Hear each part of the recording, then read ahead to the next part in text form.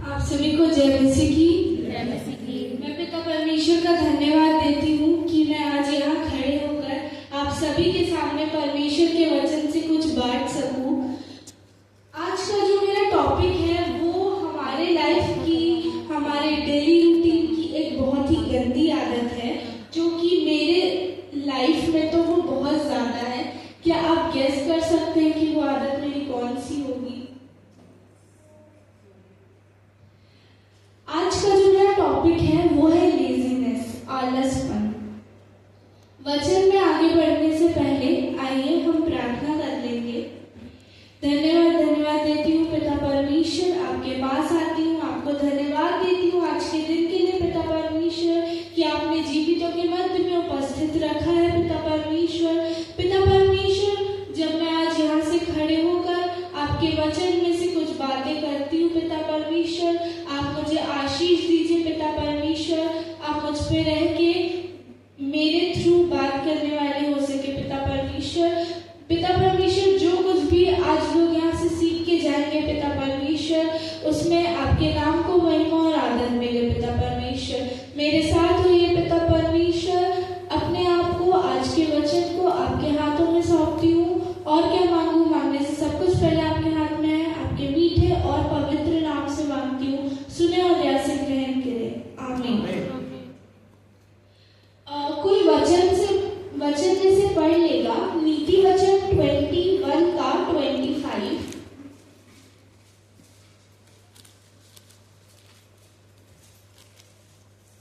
आलसी अपनी लालसा ही में मर जाता है, क्योंकि उसके हाथ काम करने से इनकार करते हैं। और कोई पढ़ देगा 19 का 24। आलसी अपना हाथ थाली में डालता है, परंतु अपने मुंह तक कौर नहीं उठाता। यहाँ पर हम देखते हैं कि आलसपन एक भयानक पाप है। यदि आप बाइबल पढ़ते हैं, कलीसियाई संगति में जाते हैं, प्रार्थना करते हैं और सर्वशक्तिमान परमेश्वर से सच्चा प्यार करते हैं, तो शैतान कभी भी प्रभु से दूर लेकर हमें नहीं जा पाएगा। तो अगर आपको कभी भी परमेश्वर से शैतान इन चीजों से दूर नहीं कर पाएगा, लेकिन एक काम वो आपकी जिंदगी में कर सकता है। शैतान आपसे कभी नहीं कहेगा कि आप मसीह दौड़ में मत दौड़ो। शैतान कहता है तुम प्रभु में चलो, दौड़ो, तुम धीरे दौड़ो कि तुम कोई इनाम ना पाओ। शैतान प्रभु में आपकी दौड़ को खराब नहीं कर सकता, पर जो प्रभु में दौड़ रहे हैं उनकी दौड़ को और स्लो कर सकता है। वह दौड़ से आपको बाहर नहीं कर सकता, पर दौड़ को स्लो और सुस्त कर सकता है। सैमुअल चैडविक प्रभु के एक दास हैं और बाइबल के विद्वान हैं। उन्होंने कहा है, एक आलसी व्यक्ति उस झाड़ी के समान है जिसमें परमेश्वर पवित्र आत्मा की आग बुझ गई है। आज सेम सिचुएशन में शैतान हम सभी को लाना चाहता है। इसलिए बाइबल में लिखा है कि अंत के दिनों में बहुत से लोग संसार की चिंताओं में सुस्त हो जाएंगे। हमें अपने आत्मिक जीवन हम देखते हैं, मूसा को परमेश्वर ने एक झाड़ी में दर्शन दिया था। झाड़ी भस्म नहीं हुई थी, जल रही थी, जो एक आत्मिक जीवन को दिखाती है। हमने दौड़ के विषय में देखा, दौड़ जीतने के लिए मसीह में दौड़ जीतना है। जॉन वेस्ली प्रभु के बहुत बड़े दास हुए थे। उनके जीवन का एक व्यक्तित्व यहाँ पे मैं आपको बताना चाहूंगी। उन्होंने अपने जीवन काल में प्रभु की सेवा की बहुत ईमानदारी से। उन्होंने 40,000 संदेश दिए प्रभु के वचन से, 200 से ज्यादा किताबें लिखी, 250 लाख मील दौड़े और सबको प्रभु का संदेश उन्होंने सुनाया।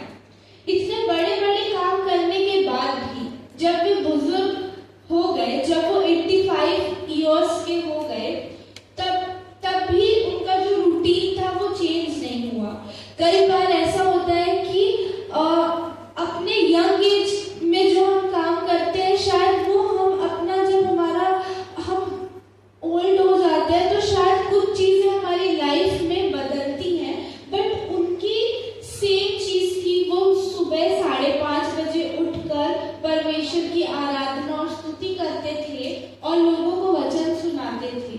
तब उनसे किसी व्यक्ति ने कहा था, अब आप आराम करो, सुबह देर से उठा करो। तब उन्होंने मुस्कुराकर उस व्यक्ति से कहा, मैं ये चाहता हूँ कि जब प्रभु आए तो मुझे वही करता हुआ पाए जो उसने मुझे करने को दिया था। शैतान हमें आलसी बनाता है, सुस्त बनाता है। बाइबल के भयंकर पापों में से एक पाप आलसपन है। आज के टाइम पे आलसपन हमारे ऊपर ऐसे बैठा हुआ है कि हम अपनी कुछ भी चीजें डिले करते जाते हैं।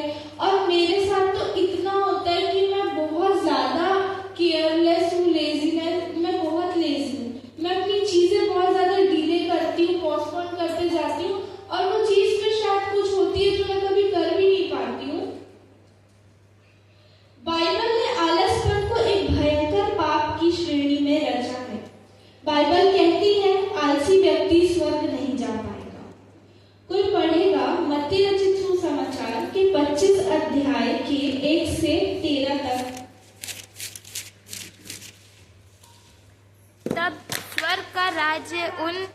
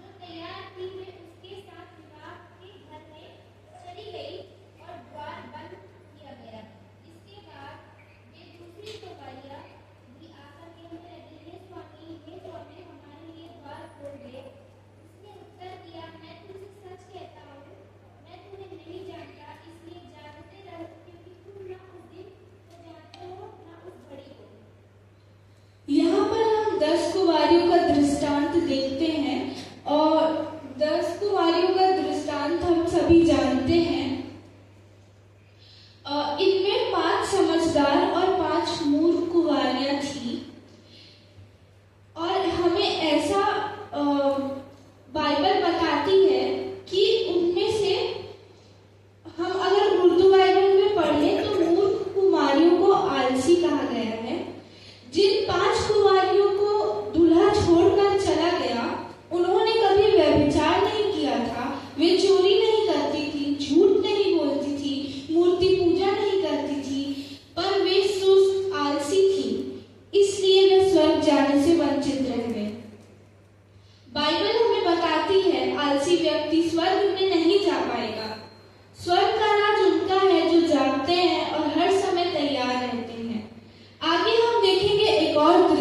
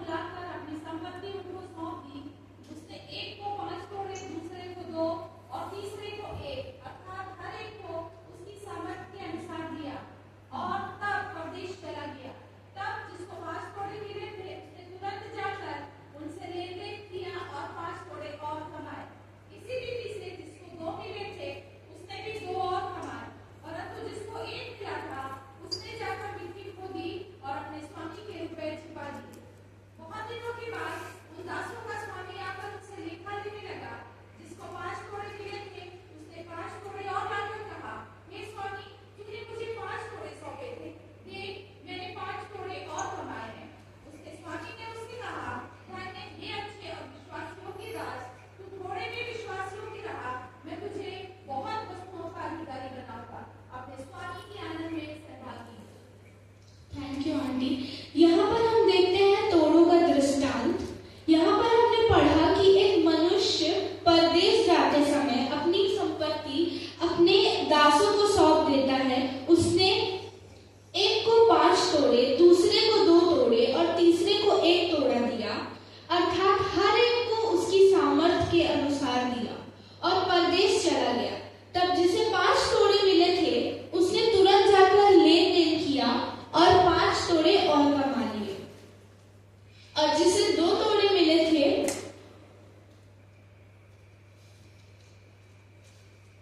उसने 2 तोड़े और कमा लिए। परंतु जिसे 1 तोड़ा मिला था उसने जाकर मिट्टी खोदी और अपने स्वामी के रुपये छिपा दिए।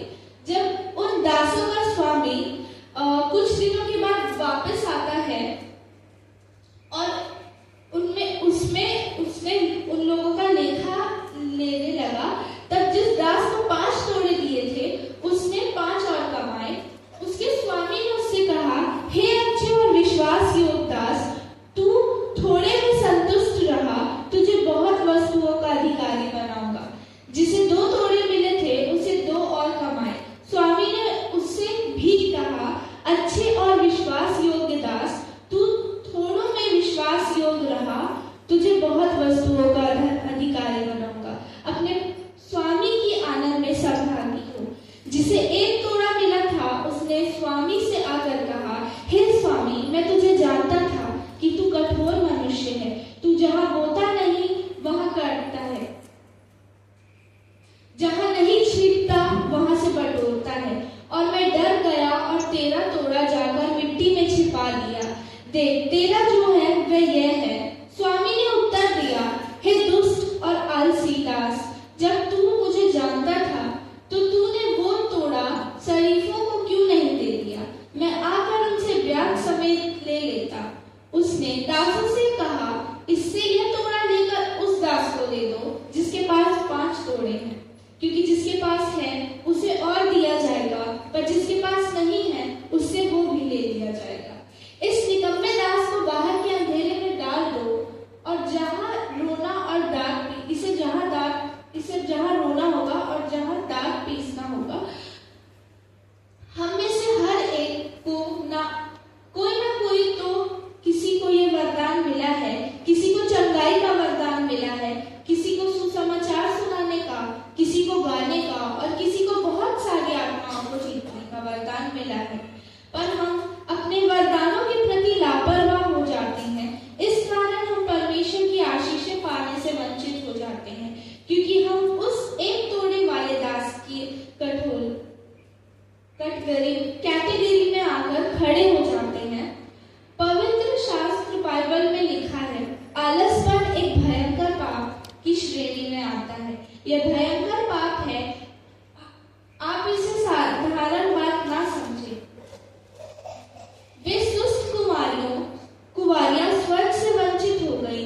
वो आलसी दास अपने स्वामी के आनंद में जाने से वंचित हो गया। स्वामी ने जो तोड़ा दिया था वो वापस ले लिया। मत्ती 25:30 के अनुसार उस दास को परमेश्वर के घर से निकालकर नरक में जला दिया गया, जहां रोना और दांत का पीसना है। आलसी दास ने तोड़ा मिट्टी में छिपा दिया। मिट्टी हमारा शरीर है। हमने भी अपने वरदानों को अपने अंदर ही रखा है, उसका उपयोग नहीं किया। परमेश्वर ने जो जो वरदान दिए हैं उनका एक दिन न्याय करेगा। जो कुछ परमेश्वर ने आपको दिया है, ईमानदार बने, सुस्त ना बने। एक चाकू 2 तरह से समाप्त होता है, एक इस्तेमाल होने से, दूसरा जंग लगने से। हमारा जीवन किस तरह का है, अपने आप को जांचें। आगे हम दाऊद राजा के विषय में देखेंगे। दाऊद राजा एक योद्धा था। उसने कई युद्ध जीते। प्रभु ने कहा कि मेरे मन के अनुसार है। वह वर्ल्ड का सबसे बड़ा भजनकार था। बाइबल में उसके महान कार्यों का वर्णन है। वो प्रभु के साथ साथ चलता था। कोई पढ़ देगा 2 शामुएल 11:1। जिस समय राजा लोग युद्ध करने को निकला करते हैं, उस समय अर्थात वर्ष के आरंभ में दाऊद ने योआब को और उसके संग अपने सेवकों और समस्त इस्राएलियों को भेजा और उन्होंने अम्मोनियों का नाश किया और रब्बा नगर को घेर लिया, परंतु दाऊद यरूशलेम में रह गया। यहाँ पर हमने देखा जिस समय राजा लोग युद्ध करने को जाया करते थे, उस समय वो दिन के समय अपने पलंग पर सो गया और उसने व्यभिचार किया।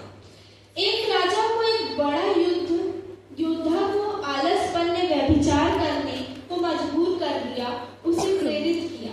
राजा दाऊद ने अपने जीवन का सबसे बड़ा पाप कब किया? जब वह युद्ध में ना जाकर अपने पलंग पर सुस्ताने लगा। उसने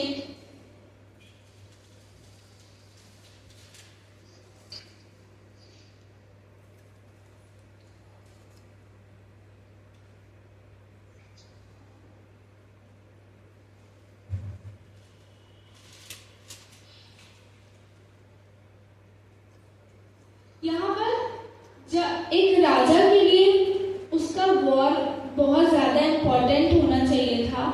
वो चाहता तो उस युद्ध में जा सकता था, पर उसने क्या चूज किया? उसने सोना, उसने व्यभिचार करना चूज किया। और इसी कारण बाइबल में हम पढ़ लेंगे इब्रानियों 6:12।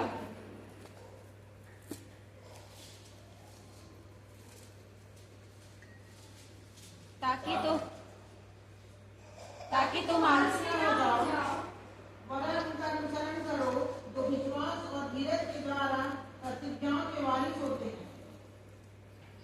एक आलसी व्यक्ति अपने जीवन में कई अवसरों को गवा देता है।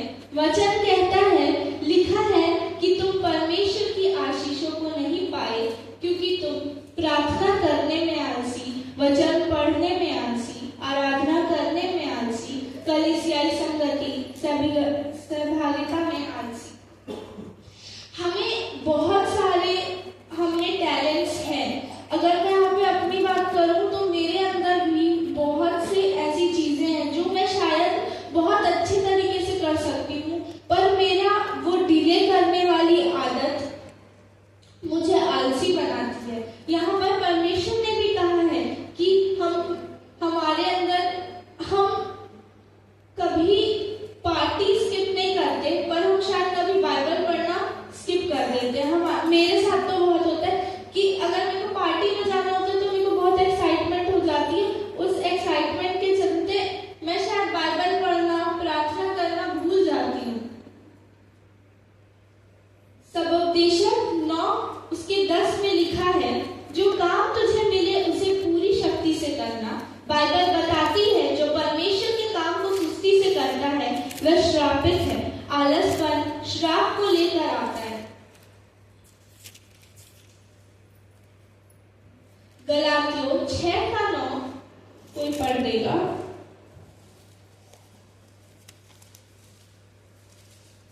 हम भले काम करने में साहस न छोड़ें, क्योंकि यदि हम ढीले ना हो तो ठीक समय पर कटनी काटेंगे। और रोमियो 12:11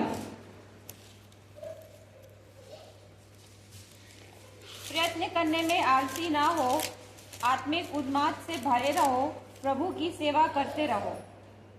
हम इन दोनों वर्सेस में देखते हैं कि बाइबल हमें बताती है कि हमें आलसी नहीं बनना है, अवसर को बहुमूल्य समझना है, क्योंकि दिन बुरे हैं। हम कई बार कुछ चीजें डिले कर देते हैं, पर हम शायद ये नहीं सोचते कि शायद आज जो मैं काम डिले कर रही हूँ, कल मैं क्या वो काम कर पाऊंगी। अगर कल मेरा पेपर है और आज मैं नहीं पढ़ रही हूँ और मैं डिले कर रही हूँ कि रात में पढ़ लूंगी, सुबह जल्दी उठ के पढ़ लूंगी, वैन में रिवीजन कर लूंगी, तो शायद वो एग्जाम का दिन कभी वापस आएगा नहीं। अगर उसी को मैं पहले से वेल प्रिपेयर्ड रहूंगी तो मैं शायद बहुत अच्छे तरीके से परफॉर्म कर सकती हूँ। हरिवंश राज बच्चन की एक कविता है, एक बूंद बादल के पानी को सोचती, एक बूंद रहती है बादल की जो ये सोचती है, यदि मैं आग में गिरी तो भस्म हो जाऊंगी, यदि कीचड़ में गिरी तो गंदी हो जाऊंगी, यदि कचरे में गिरी तो धूमिल हो जाऊंगी, यदि पानी में गिरी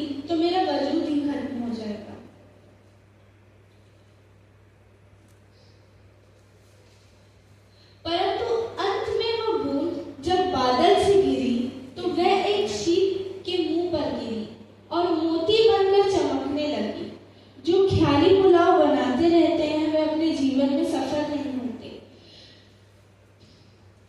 प्रभु के दास विलियम कैरी ने कहा है, अगर आप चाहते हैं कि परमेश्वर आपके जीवन से बड़े बड़े काम करे, तब आपको भी बड़े बड़े प्रयास करना पड़ेगा। यहाँ पे मैं एक एग्जाम्पल देना चाहती हूँ छोटा सा। अगर मैं एक बिजनेस प्लान कर रही हूँ और मैं चाहूंगी कि आज मेरा बिजनेस स्टार्ट हुआ है और मैं कल ही एकदम सक्सेसफुल हो जाऊं और एरिया की बड़ी बिजनेस वुमेन बन जाऊं, तो वो नहीं होगा। हर चीज छोटे छोटे स्टेप्स से बनती है। तो अगर आज हम प्रयास नहीं करेंगे तो कल शायद हमें कोई प्रतिफल भी नहीं मिलेगा। तो आज हमने यह सीखा, आलसी व्यक्ति स्वर्ग नहीं जाएगा, जो वह स्वर्ग से वंचित रह जाएगा। आलसी व्यक्ति दूल्हे के साथ नहीं जा पाएगा। आलसी व्यक्ति नरक की आग में जा सकता है। आलसी व्यक्ति